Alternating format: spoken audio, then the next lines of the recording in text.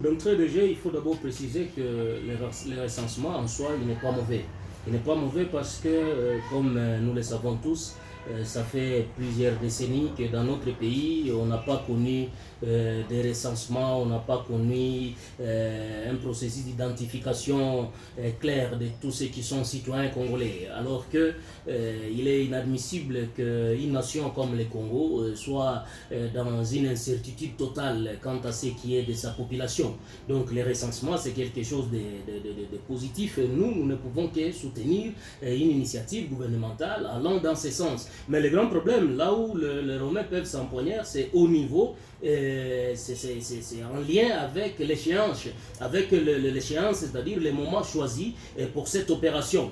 Et on devrait bien évidemment commencer cette opération tout au début de cette législature pour permettre à ce que la constitution de notre pays ne puisse pas souffrir de quelques violations que ce soit. Mais à l'allure où vont les choses, avec ce que nous avons suivi de la bouche du ministre Mwando Simba qui annonce que le recensement général de la population risque de va prendre fin au mois de mai 2023, alors que c'est en 2023 que les élections générales sont censées être organisées dans notre pays. Si ces recensements prenaient fin en mai, est-ce que le gouvernement sera en mesure, la CENI sera en mesure d'organiser les élections entre mai et décembre 2023? Et c'est là où nous, comme acteurs de la société civile, beaucoup plus ancrés dans des thématiques liées à la démocratie, dans des thématiques liées à la problématique électorale, nous avons des doutes. Nous avons des doutes au vu de l'immensité du pays,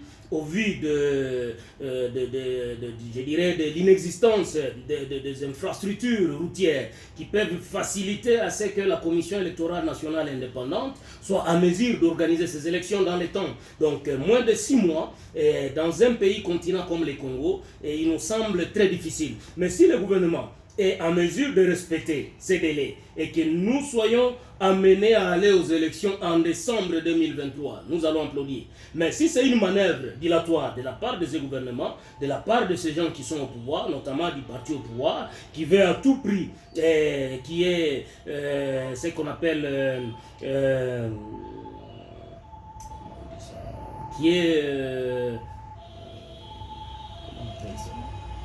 je le disais tantôt, si ça rentre dans les manœuvres du parti au pouvoir, allant dans le sens d'entraîner un glissement, nous devons clairement leur dire qu'ils vont nous rencontrer sur leur chemin. Parce que pour rien au monde, nous ne pouvons pas permettre à ce que la Constitution soit continuellement violée et qu'à chaque législature, nous ne soyons pas à mesure d'organiser les élections dans les délais. Donc, le mandat du président, et nous devons respecter ces 5 ans. Oui, le problème c'est au moment choisi, le problème c'est aussi sur la volonté réelle. S'il y a la volonté politique dans le chef du gouvernement, c'est possible de tenir les délais. Mais s'il n'y a pas cette volonté politique, comme nous sommes en train de les remarquer, de les constater déjà, et nous pensons que ça peut être un arbre qui cacherait la forêt, et cette forêt serait le glissement. Or, le glissement ne passe pas chez nous. Oui, bien évidemment, s'il faut faire le choix entre les deux, les élections priment.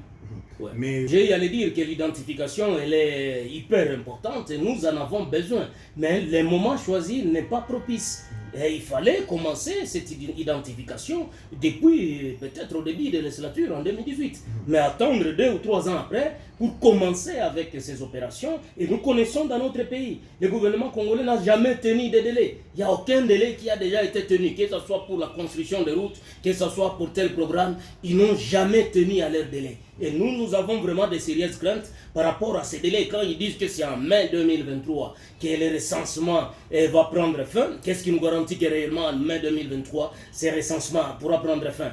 Donc nous sommes en train de craindre que nous puissions aller même jusqu'en 2027. Donc on peut faire le recensement sans pour autant conditionner ces recensements à la tenue des élections.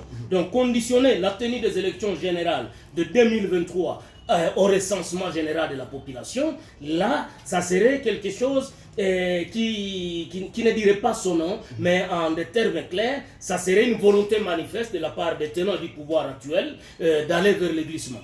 Ce qu'il faut faire, il faut d'abord aller aux élections.